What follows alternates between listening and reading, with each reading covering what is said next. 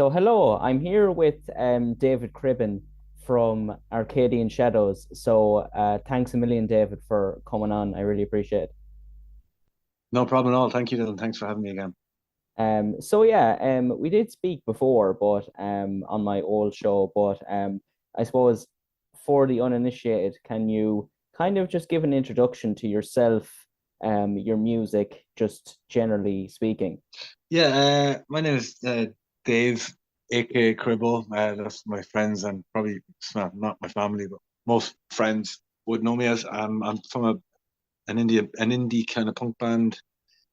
Yeah, I was actually having a debate with my guitarist there last week after our last gig what indie punk was, and I guess we played alongside some punk bands which are quite heavy. I think, for the purest punk fans, we wouldn't be as heavy. We're more melodic, or there's more melody to our tunes. So I suppose the easiest way of me explaining that or settling that, I suppose, definition was to basically advise that we're, some are heavier than the likes of Stereophonics, but a bit less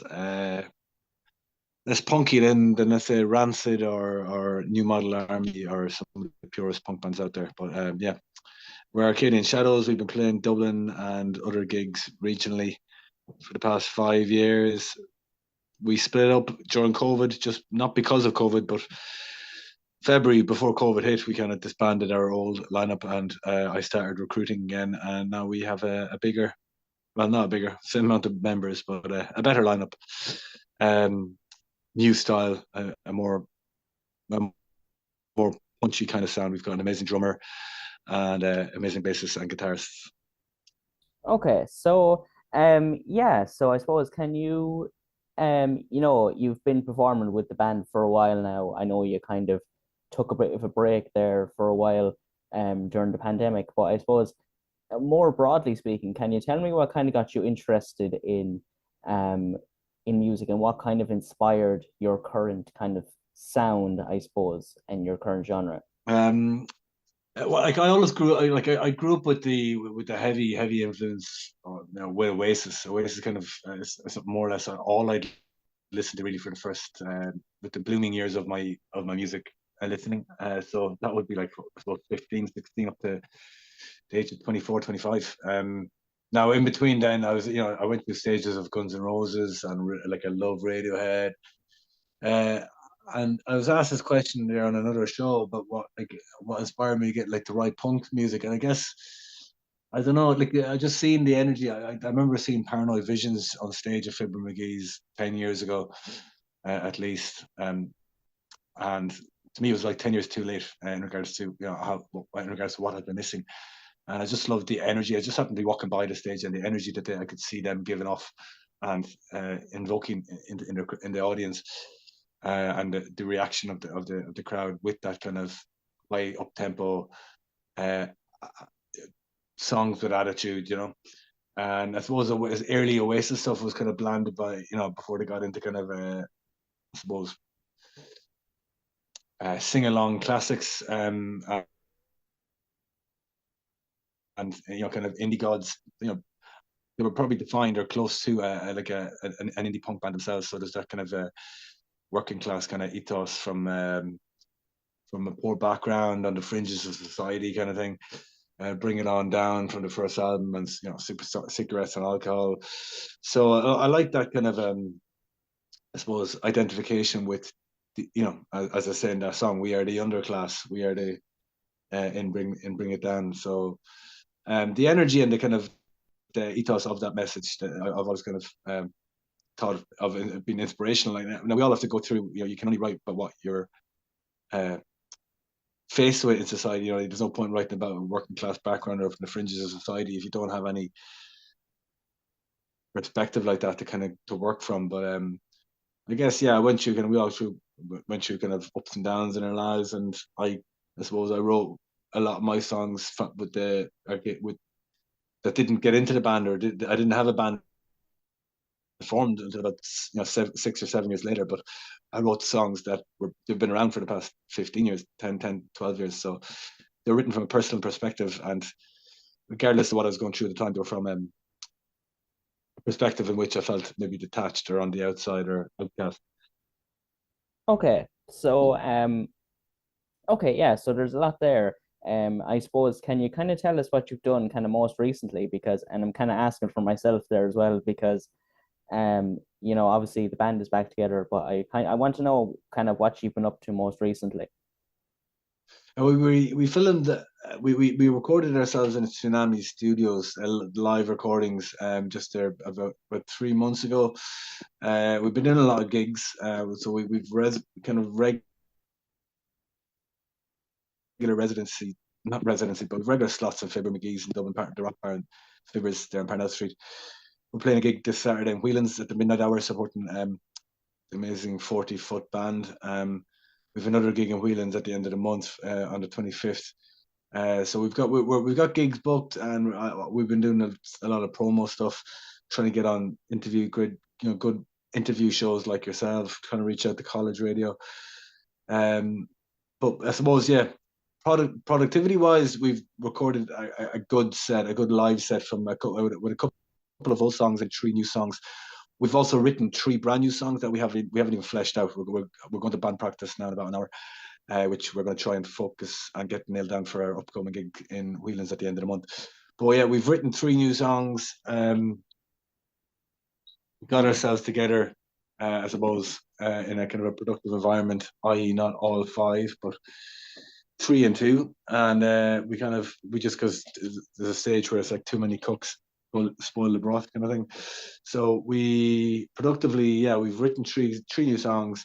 We've recorded five songs to a very good live sound quality, and we are now deliberating whether to put those live songs up on Spotify or to kind of keep them as live sessions. But that will be discussed later on tonight with the band to see where we go from there, because yeah, we're going to be in talks with a promotional company also.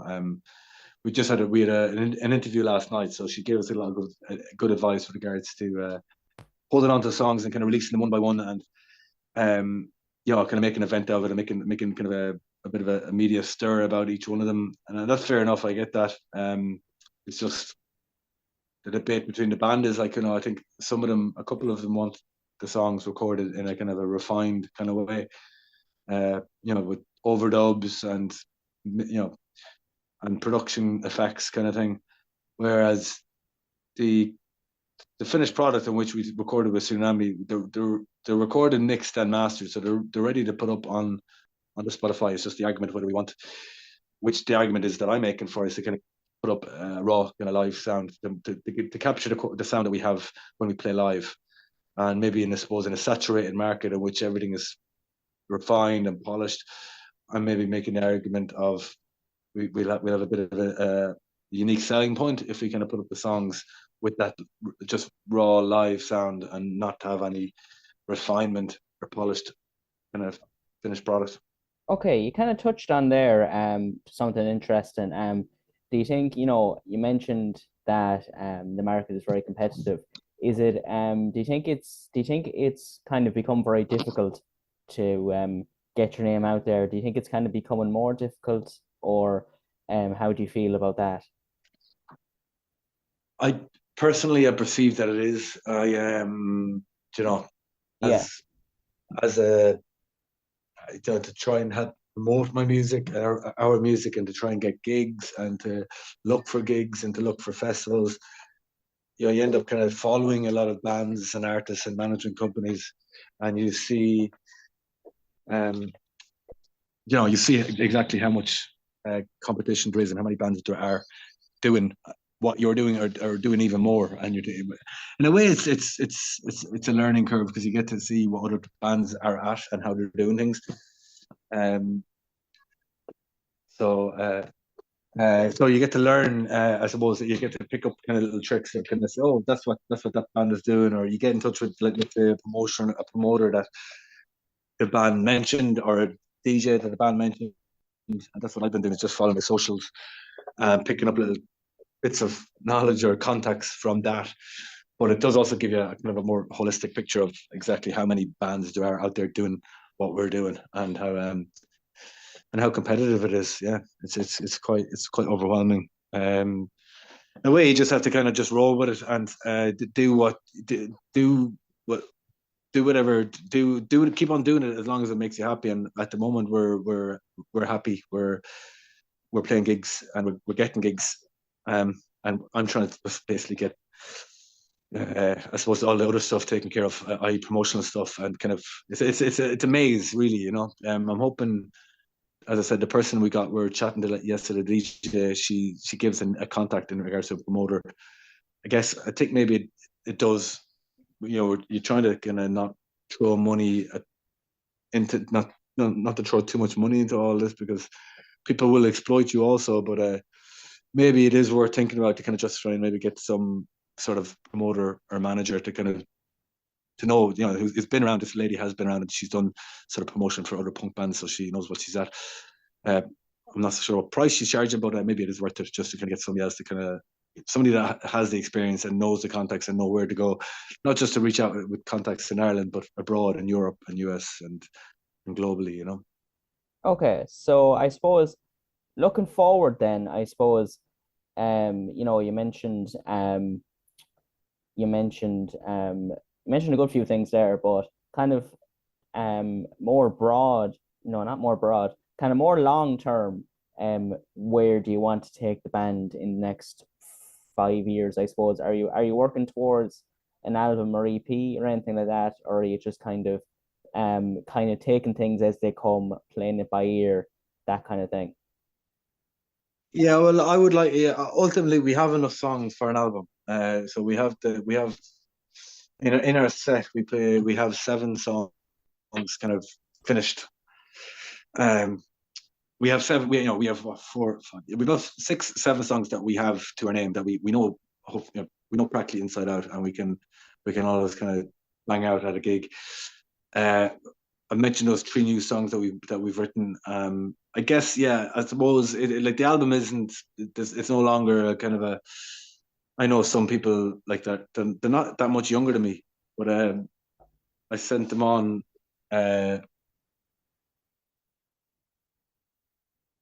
album that I liked, and I shared the album on Spotify, and they were they responded back saying, "Oh, that's a cool playlist." And I forget the album, but it was an iconic album, like Pink Floyd or something like that. So I said the concept, the whole album concept, is dead to people now. It's not a thing anymore.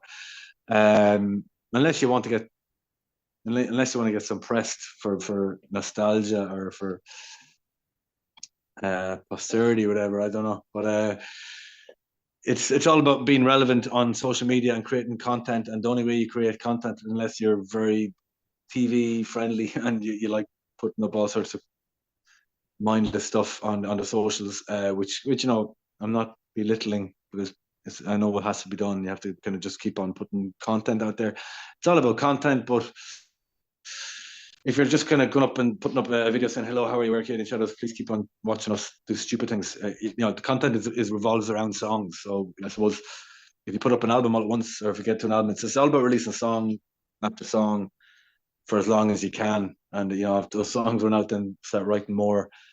It's just all about keeping relevant and keeping your social media, your socials kind of updated, and your presence more omnipresent. Okay. Yeah, no, and you've mentioned the album thing to me before. I suppose the kind of idea of doing, an EP and then an album, it's not quite as, I suppose, important as it used to be. We're just out of time now, I'm afraid. But I suppose before we finish up, if people want to kind of find you online, where should they look? Arcadian Shadows. We're up on Spotify. However, it's an old. That's our old EP. We recorded and mixed in our friend's house. We have a newer, a better sound now. We've got a better drummer, but yeah, Arcadian. If you want a taste of our EP, it's up on Spotify. The EP is called Between the Lines. We are Arcadian Shadows. We're on Instagram, Arcadian Shadows, Facebook, Arcadian Shadows. We're even on Twitter, I think. Yeah, and on YouTube. We have our YouTube channel, which you can see our live kind of songs from the Tsunami sessions there. what we have to try and decide on now, whether what songs we will be releasing. We will be releasing them. It's just whether we're going to be recording them to a recording kind of refined standard, or going to get the live raw sound. But we will be recording more songs in the near future. And yeah. Okay, so this has been David Cribbin again from Arcadian Shadows. I want to thank you again very much for coming on, David. It was a pleasure speaking to you again. Thank you very much, Dylan, and best of luck with the show. Great.